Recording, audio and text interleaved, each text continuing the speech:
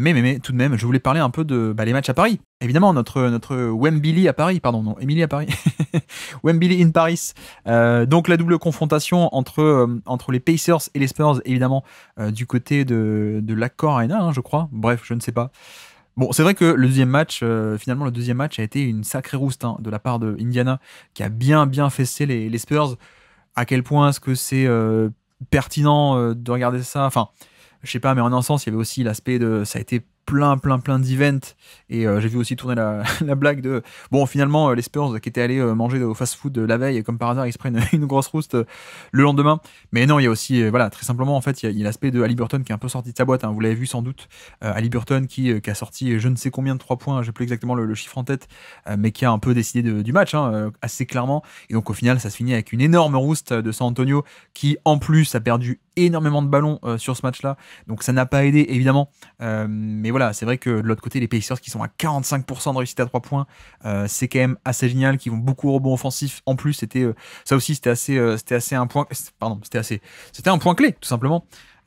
Parce qu'en fait, on a essayé de jouer un peu avec les match-ups côté Spurs, évidemment, alors un peu sur les deux matchs, mais notamment ce qui a été fait côté Pacers, justement, c'est que Wembanyama, on essaye un peu de l'éloigner du panier. Bon, ça, c'est un classique, vous le savez. Donc, par exemple, le mec qui est défendu par Wemby, on le met sur l'aile plutôt que proche du panier, ou alors on le met carrément à 3 points. Mais surtout, il y a un autre aspect sur lequel les Pacers ont été pas mal, c'est essayer de le faire traverser des écrans.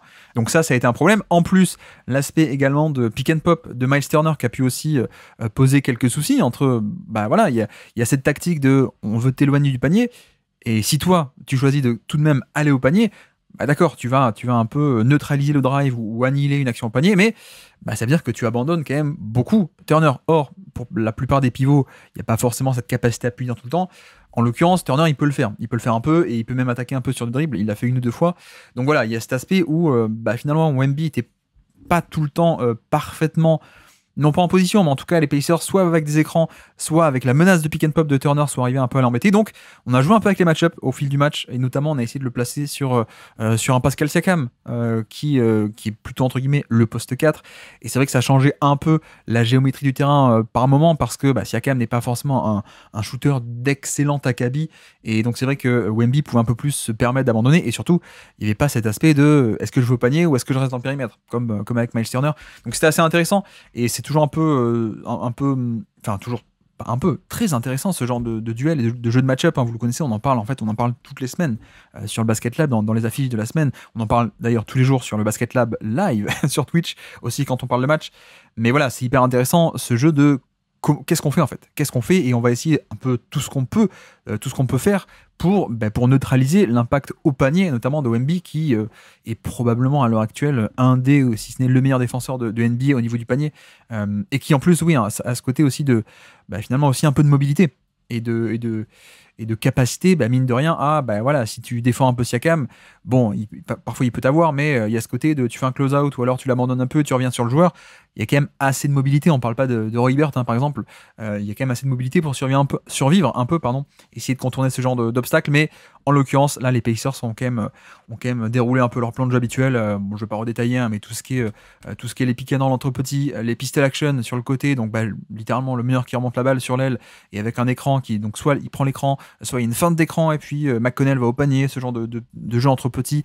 Excellent Andrew Nembhard aussi sur ce deuxième match. Donc voilà, ça a été assez intéressant de ce point de vue-là.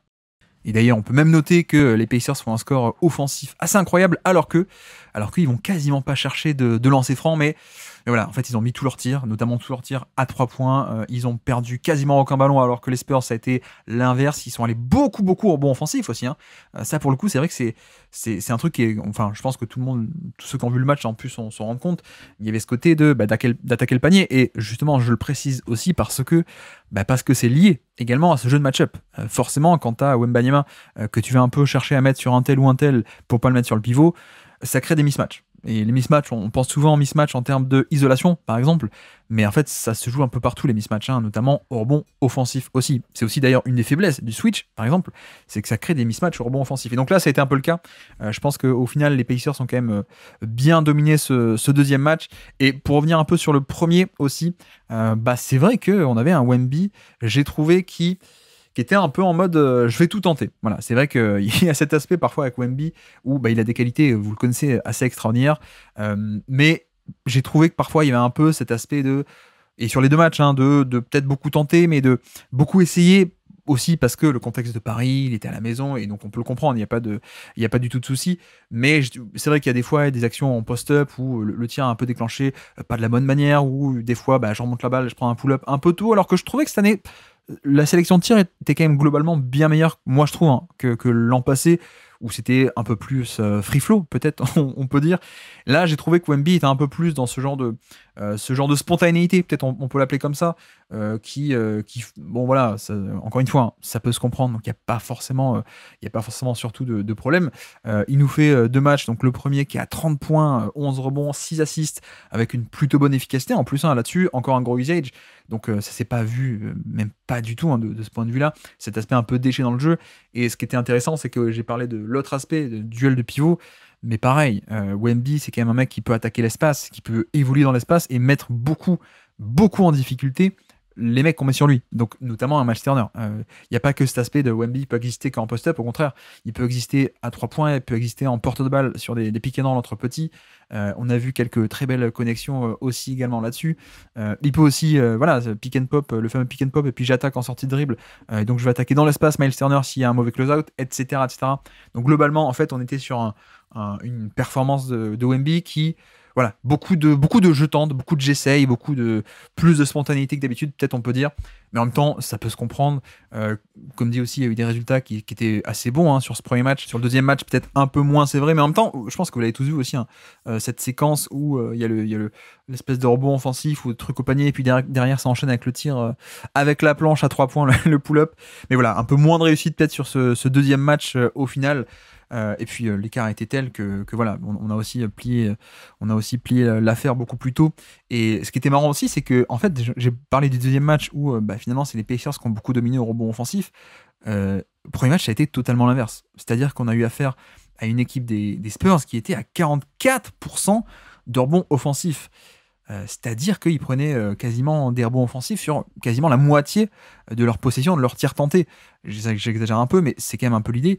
Et donc ça a généré forcément beaucoup, beaucoup, beaucoup de secondes chances. Mais voilà, et c'est vrai que, bon, quand je parle un peu de parfois cette fameuse spontanéité, des tirs un peu précipités, c'est quand même des pull-ups très contestés. C'est, voilà, la première action du match, par exemple, c'est un post-up contre Miles Turner où il déclenche le tir et complètement en mauvaise position, ou alors des pull-ups ou des catch and shoot où Miles Turner est complètement sur lui, il prend quand même le tir contesté. Donc bon, c'est pas non plus problématique du tout, surtout que d'ailleurs, pour rester un peu sur le premier match, il y a quand même une équipe des Spurs qui en fait faisait un peu ce qu'elle voulait au niveau du panier, quoi.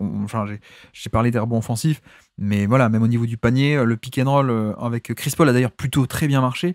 Il y a 2-3 actions où il arrive pas trop, il perd la balle, ou il tente de faire des pick and roll lui-même en tant que porteur de balle, ça marche pas, et puis ensuite juste tu donnes la balle à Chris Paul et tu fais un écran et tu glisses au panier et puis ça marche, quoi. Donc on a eu cet aspect-là, et c'est là encore, hein, il y a une espèce de symétrie que je ne saurais expliquer, mais enfin si, mais c'est que on a parlé des rebonds offensifs, match 1 c'est pour les Spurs, match 2 c'est pour les Pacers.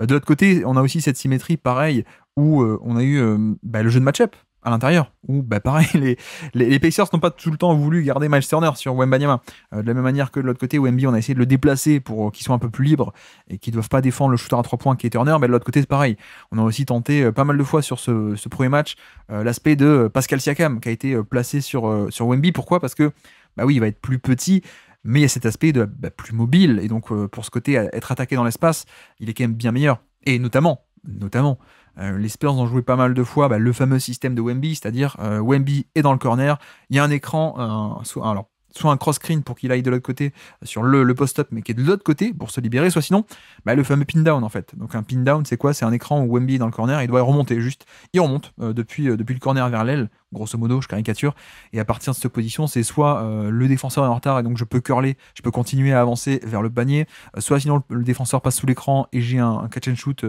après ce pin-down, après cet écran. Voilà, et c'est vrai que cette fameuse action qui est un peu la spéciale de Wemby, pour le coup, quand tu mets un Turner là, sur Wemby peut l'attaquer parce que Turner ne sait pas trop naviguer les écrans. Donc le switch a été fait aussi pas mal de fois avec un Siakam qui lui est quand même un peu plus compétent.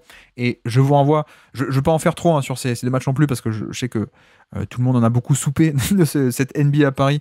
Donc voilà, mais si ça vous intéresse, c'était un des tout meilleurs matchs, je trouve, de la saison de Wemby, de son année rookie. Je peux vous renvoyer vers le décryptage qu'on avait fait à l'époque de ça, dans notre fameuse série des 30 Wemby en 30 jours qu'on a fait en septembre, ou de septembre, je crois. Voilà, il y a le match qui est dispo encore, et vous allez voir un peu ce duel. On a exactement les mêmes match-ups, Siakam, Miles Turner, etc. Donc sur la chaîne YouTube, le Basket Lab, les 30 Wemby en 30 jours, vous pouvez voir. On a vu à peu près la même chose. Voilà. À part le côté, parfois Chris Paul, pick and roll, etc. Mais voilà, niveau Wemby, c'était ça. Et oui, pardon, j'avais noté aussi le show. Le show Harrison Barnes sur le deuxième match qui place des moves sur drive, qui a été vraiment hyper impressionnant, je trouve, par rapport à son rôle. Et de l'autre côté, c'est vrai que moi, je suis quand même pas convaincu. Et de l'autre côté, c'est vrai que, Et de l'autre côté, c'est vrai que moi, côté Pacers, je suis pas convaincu, toujours pas, par Thomas Bryant en backup pivot. Bon, voilà, on verra où ça va un peu mener. Forcément, quand il est sur le terrain, c'est pas pareil qu'avec Turner. On est un peu plus sur des schémas un peu plus dynamiques, peut-être on peut appeler ça comme ça. Mais voilà, j'avoue que je suis toujours pas emballé. Je l'ai jamais été avec Thomas Bryant, mais ça m'a un peu plus sauté aux yeux. Mais voilà à peu près ce que je m'étais noté un peu pour ce match-là. Je regarde si j'oublie des choses, mais je ne crois pas.